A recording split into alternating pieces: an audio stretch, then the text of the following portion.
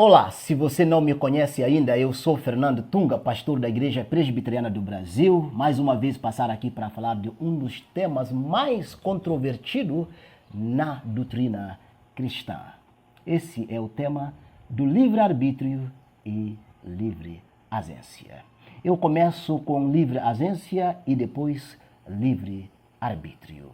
Veja bem, quando Deus criou o homem, ele o criou segundo a sua imago Dei, expressão latina para dizer que Deus criou o homem segundo sua imagem, segundo a sua semelhança. Segundo esta imagem e semelhança, significa dizer que Deus criou o homem colocando nele alguns dos atributos, algumas qualidades que o próprio Deus tem, já que esse homem está sendo criado à sua imagem e semelhança. E uma dessas imagens e semelhança, que o homem porta da parte de Deus é liberdade de agir. Liberdade de agir. Daí que vem o termo livre-agência. Porque homem age, ele tem liberdade de agir e, portanto, toda vez que o homem age, ele está expressando uma qualidade do seu próprio Criador. Ele faz isso de uma forma consciente, ele sabe que está agindo, ele não é coagido por alguns fatores externos fora dele. Desta forma, o homem se torna responsável no que ele age e do como ele age. O ser humano, quando ele age de acordo com a sua natureza, de acordo com a sua vontade, de acordo com o seu desejo.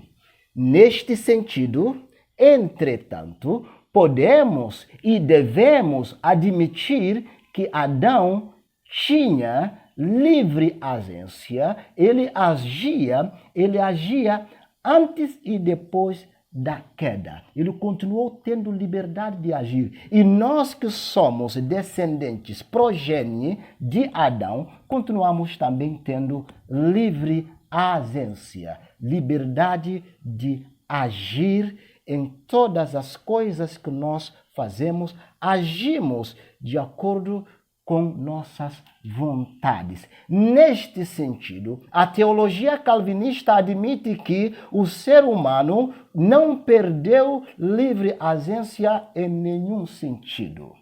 Livre-arbítrio, por sua vez, é diferente de livre agência. O termo livre-arbítrio veio do latim liber arbiter, que significa literalmente juiz livre.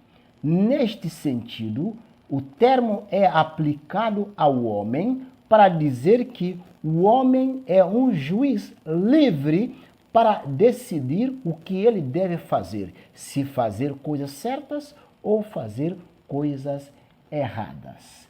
É neste sentido que nós discordamos, porque acreditamos e sabemos que o homem, antes da queda, ele de fato tem esta liberdade de agir, de fazer as coisas corretas.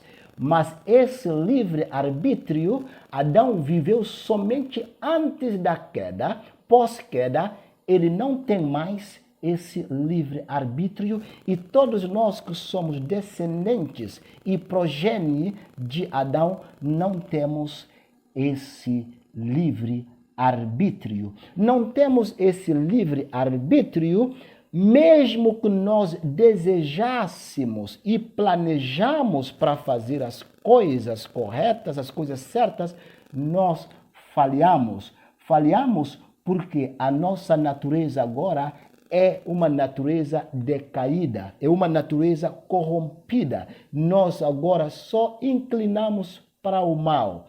E quando fazemos as coisas certas e corretas, é por causa da graça de Deus que age e interfere nas nossas vidas.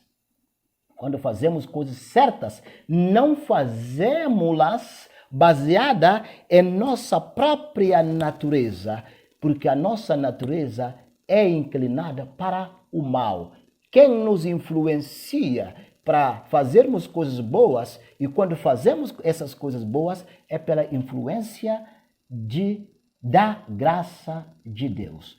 Como diz as Escrituras, todos pecaram e carecem da glória de Deus. Não há sequer, não há que faça o bem na terra. Então, quando nós falamos que o homem não tem livre arbítrio, perceba que nós não estamos dizendo que o homem não tem livre agência. Concordamos que o homem continua tendo livre agência, agindo com responsabilidade. A questão é que este agir dele é um agir que ele opera, mas para o mal. Até mesmo quando ele quer fazer o bem, ele não consegue fazer esse bem.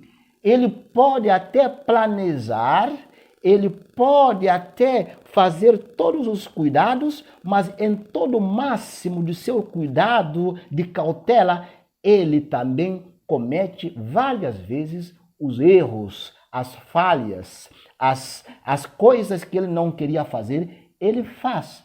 Por quê? Porque ele é inclinado a todo o mal. Neste sentido, um teólogo chamado Santo Agostinho, do século V depois de Cristo, ele usava uma expressão que talvez ilustra isso melhor. Santo Agostinho dizia que o homem, antes da queda, ele era posse non peccare. Ou seja, antes da queda, ele está dizendo que o homem poderia viver sem pecar.